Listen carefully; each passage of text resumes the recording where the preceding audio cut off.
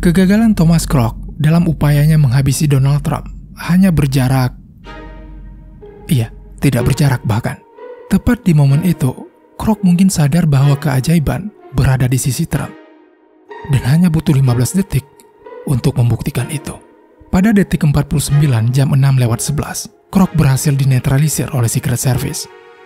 Tapi, kemampuan Secret Service yang mampu menangani krisis dalam waktu cepat sepertinya tidak membuat nyali orang ini menciut. Mungkin dia satu-satunya orang yang merasa bahwa menyerang Donald Trump di saat kasus penyerangan 2 bulan sebelumnya belum selesai adalah ide yang bagus. 2 kasus ini ditambah 51 kasus penyerangan sebelumnya, baik yang berhasil ataupun tidak, baik yang dilaksanakan ataupun sebatas perencanaan, cukup mengindikasikan betapa berbahayanya menjadi Presiden Amerika Serikat. Tapi bahaya yang sesungguhnya sebenarnya tidak datang dari pemain-pemain amatir ini.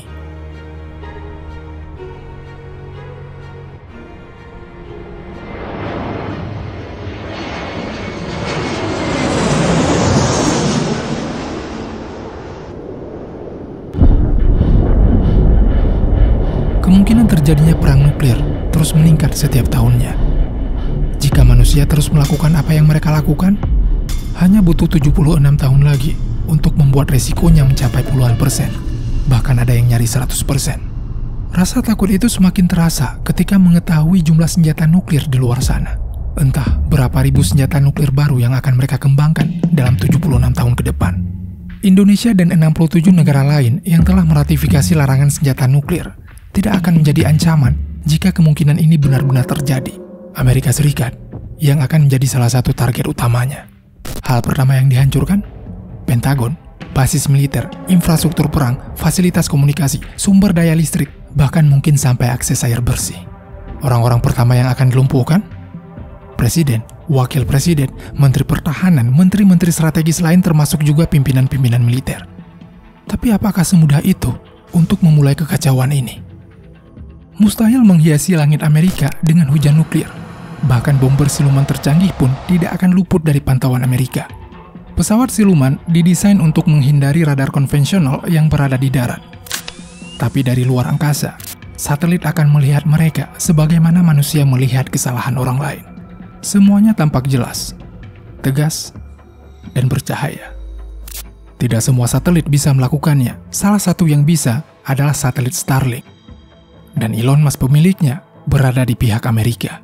Tapi tentu saja Amerika tidak bisa mengandalkan satelit komersial ini. Bisa saja terjadi gangguan, bisa saja satelitnya sedang tidak berada di atas langit Amerika. Mereka butuh solusi yang lebih canggih. Untuk itulah mereka menciptakan Space Fence, sebuah radar berteknologi multistatik yang bisa mendeteksi objek sekecil bola basket sampai ke ketinggian 30.000 km. Tidak ada pesawat siluman yang mampu terbang di atas ketinggian yang sudah termasuk lapisan eksosfer itu. Jika pihak musuh tetap nekat, tidak butuh waktu lama bagi Amerika untuk menetralisirnya. Amerika akan mengirim pesawat siluman juga. Tapi pesawat siluman yang mereka kirim akan berbentuk Lockheed Martin F-35. Dan dia sudah mempersiapkan hadiah perpisahan.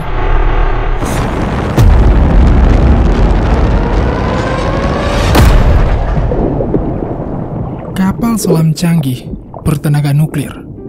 Boleh, musuh boleh mencoba menggunakan itu. Tapi jangan lupa, Amerika juga memilikinya. Bukan 1, tapi 67 unit dan 70% senjata nuklir yang Amerika miliki tertanam dalam benda ini. Sudah pasti mereka tahu cara menghadapinya.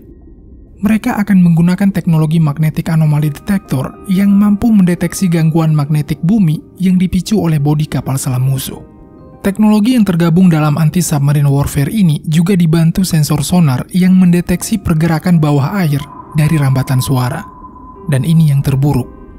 Satu pencetan, ranjau remote control yang disebar di seluruh perairan Amerika ini akan sama mematikannya dengan ranjau-ranjau yang disebar ketika masa perang.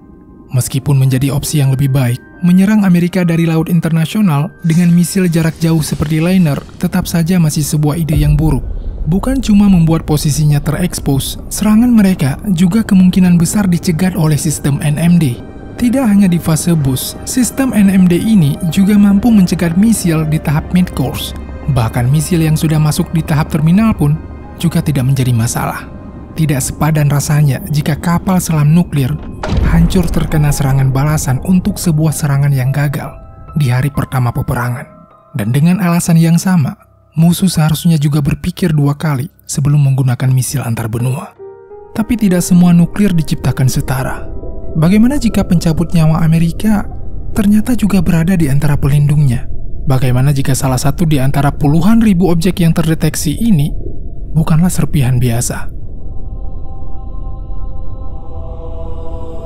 Fractional Orbital Bombardment System ini bukan khayalan belaka. Teknologi nuklir luar angkasa ini sudah dikembangkan oleh Soviet sejak tahun 60-an. Cina bahkan sudah melakukan uji coba di tahun 2021. Jika dilapisi oleh awan plasma yang membuatnya tak terdeteksi, kedatangannya tak akan terbaca dan terduga sampai semuanya terlambat.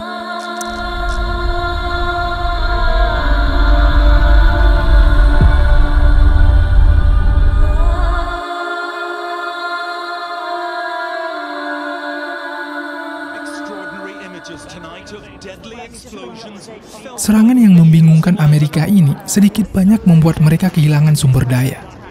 Tapi situasinya bisa lebih gila jika Amerika juga kehilangan pengendali-pengendali sumber daya ini di serangan berikutnya. Beruntungnya, tempat yang harus mereka tuju hanya berjarak seratusan kilometer dari Washington DC. Tempat yang berada di komplek pegunungan Raven Rock ini sering disebut Underground Pentagon.